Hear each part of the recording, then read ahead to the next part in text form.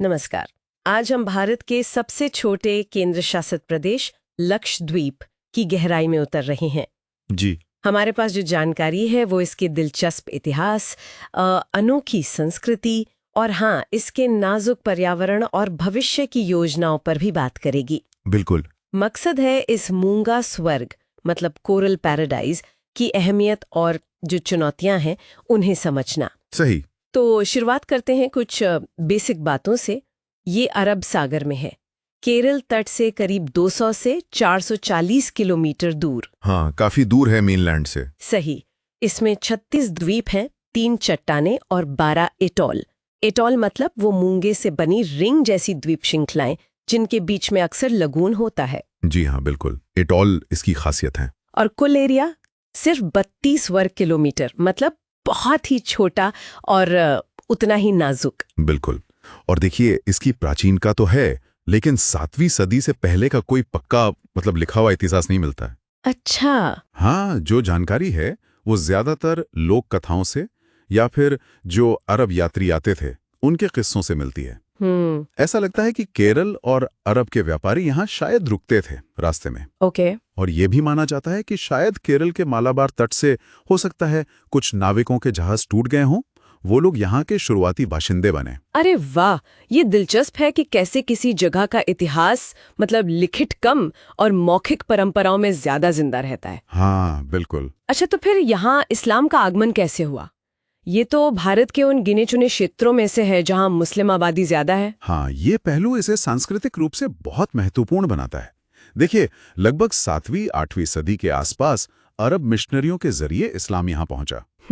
एक कहानी ये भी है कि पैगंबर मोहम्मद के एक साथी थे, हजरत उबैदुल्लाह। उन्होंने यहाँ इस्लाम फैलाया। ओके। और आज देखें तो 96% से ज्यादा आबादी मुस्लिम है और वो सुन्नी इस्लाम के शफई विचारधारा को मानते हैं। अच्छा। मतलब इस्लामिक कानून की एक स्थापित व्याख्या है, उसको फॉलो करते हैं। कश्मीर के अलावा ये भारत का एकमात्र मुस्लिम बहुल क्षेत्र है। और शासन के नजरिए से देखें तो मतलब इतने छोटे द्वीपों पर कंट्रोल किसका रहा हिस्टोरिकली? हाँ, देखिए, इसका इतिहास दिखाता है कि साइज भले ही छोटा हो, लेकिन ये हमेशा बाहरी शक्तियों के लिए अहम रहा है। पहले ये कन्नून के जो कोलाथिरी राजा थे उनके अधीन थे। अच्छा। फिर बाद में केरल का ही एक मुस्लिम शाही परिवार था, अरक्कल। उन्होंने कुछ द्वीपों का प्रशासन संभाला। हाँ, सुना है इनके बारे में। जी।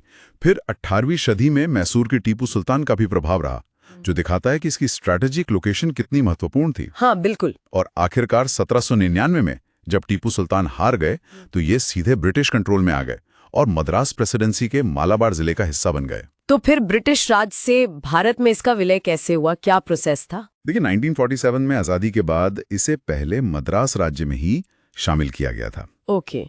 लेकिन इसकी जो अपनी अलग पहचान है उसको देखते हुए 1 नवंबर 1956 को जब राज्य पुनर्गठन अधिनियम आया तो इसे एक अलग केंद्र शासित प्रदेश मतलब यूनियन टेरिटरी बना दिया गया। अच्छा, 1956 में। हाँ, और एक और दिलचस्प बात, इसका नाम लक्षद्वीप आधिकारिक तौर पर 1973 में पड़ा। अरे, उससे पहले क्या कहते थे? उससे पहले इसे लैकाडीव, मिनिकॉय और अमीनादीवी द्वीप समूह कहते थे। काफी लंबा नाम था। हाँ, ये तो है। इसीलिए 1 नवंबर को लक्षद्वीप स्थापना दिवस मनाया जाता है। समझ गई। तो आज के लक्षद्वीप की तस्वीर कैसी है?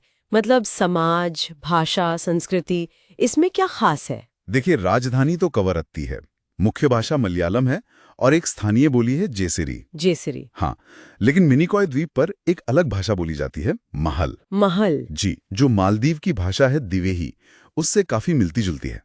ये दिखाता है कि मिनिकॉय के मालदीव के साथ पुराने रिश्ते रहे हैं। ये तो बहुत इंटरेस्टिंग है। और सबसे अनोखी बात शायद यहाँ का समाज है। केरल के कुछ हिस्सों की तरह यहाँ भी मातृवंशीय सिस्टम है। अच्छा, मतलब वंश और संपत्ति माँ से बेटी को मिलती है, पिता से पुत्र को नहीं। वाह, ये तो काफी अलग है। जी हाँ। और साक्षरता दर देखिए, करीब 91% है। 91%? ये तो बहुत ज्यादा है। हाँ, काफी ऊंची है। और संस्कृति पे आपको मलयाली, अरब और मालदीवियन तीनों प्रभाव साफ दिखते हैं, खासकर उनके लोक नृत्यों में, जैसे लावा, कुलकली। तो इतनी विशिष्ट संस्कृति वाले इन द्वीपों पर लोग अपना जीवन कैसे चलाते हैं? मतलब अर्थव्यवस्था कैसी है? और मैंने सुना है कि पर्यावरण को लेकर नियम भी काफी सख्त है वहाँ। बिल्कुल सही कहा आपने। यहाँ की अर्थव्यवस्था और लोगों की जीवन शैली वो पूरी तरीके से पर्यावरण पर ही निर्भर है। अच्छा। मुख्य आधार तो मछली पकड़ना है, खासकर टूना मछली। Okay, tuna. हाँ, फिर नारियल की खेती है, उससे जुड़ा कॉयर उद्योग है और सीप शेल से हैंडीक्राफ्ट्स भी बनते हैं। यहाँ कोई भारी उद्योग नहीं है। और इसी नाजुक इकोसिस्टम और स्थानीय संस्कृति को बचाने के लिए पर्यटन बहुत ही कंट्रोल्ड है। मतलब ये कि भारतीयों को भी वहां जाने के लिए स्पेशल परमिट चाहिए होता है। अच्छा, हम लोगों को भी? जी हाँ।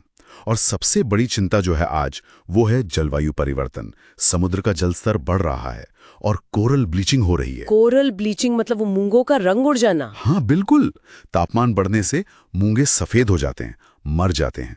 और ये मूंगे सिर्फ सुंदरता नहीं है, ये तो द्वीपों की सुरक्षा करते हैं लहरों से और समुद्री जीवन का आधार हैं। ओह, तो इनका नष्ट होना एक बहुत बड़ा खतरा है लक्षद्वीप के लिए। हाँ, ये तो वाकई चिंता की बात है। तो इस नाजुक संतुलन को बनाए रखते हुए भविष्य के लिए क्या सोचा जा रहा है? मतलब विकास और संरक्षण ये साथ-साथ कैसे चलेंगे? देखिए, यही सबसे बड़ी चुनौती है। सरकार का जोर है लो इम्पैक्ट इको टूरिज्म पर। Low impact eco tourism? हाँ, मतलब ऐसा पर्यटन जिससे पर्यावरण पर कम से कम असर पड़े। जैसे बंगाराम और कदमत जैसे कुछ द्वीपों पर स्कूबा डाइविंग और स्नॉर्कलिंग जैसी एक्टिविटीज को बढ़ावा दिया जा रहा है, लेकिन बहुत सख्त नियमों के साथ। एक बड़ा लक्ष्य है 2030 तक 100% रिन्यूएबल एनर्जी का, वाह, जिसके लिए सोलर पावर पर काफी काम हो रहा है। समुद्री पानी को मीठा बनाने वाले प्लांट्स लग रहे हैं। वेस्ट मैनेजमेंट पर ध्यान दिया जा रहा है। अच्छा। कनेक्टिविटी बेहतर करने के लिए समुद्र के नीचे ऑप्टिकल फाइबर केबल बिछाई जा रही हैं। हाँ, इंटरनेट के लिए। जी। और हवाई संपर्क भी सुधारा जा रहा है, जो मुख्य एयरपोर्ट अगाती हैं। इसके साथ ही स्थानीय लोगों के लिए ऑनलाइन शिक्षा, ई हेल्थ और स्किल डेवलपमेंट पर भी फोकस है, खासकर हॉस्पिटैलिटी, मरीन बायोलॉजी और रिन्यूएबल एनर्जी जैसे फील्ड्स में। और रिसर्च वगैरह?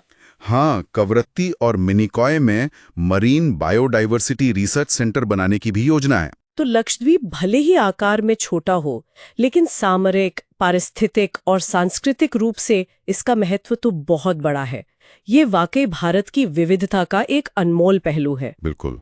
और यही एक बड़ा सवाल उठता है सोचने के लिए कि लक्षद्वीप जैसा नाजुक और अनूठा द्वीप समूह, जो विकास के दबाव बढ़ रहे हैं और जलवायु परिवर्तन की जो चुनौतियां हैं, उनके बीच अपनी पहचान कैसे बचाए रख सकता है। और साथ ही ये समुद्री विज्ञान और संरक्षण में दुनिया के लिए एक मॉडल कैसे बन सकता है। मुझे लगता है इसका भविष्य इसी संतुलन को साधने पर टिका है। एक तरफ पर्यावरण की रक्षा करना और दूसरी तरफ सस्टेनेबल विकास के जरिए वहां के समुदाय को सशक्त बना।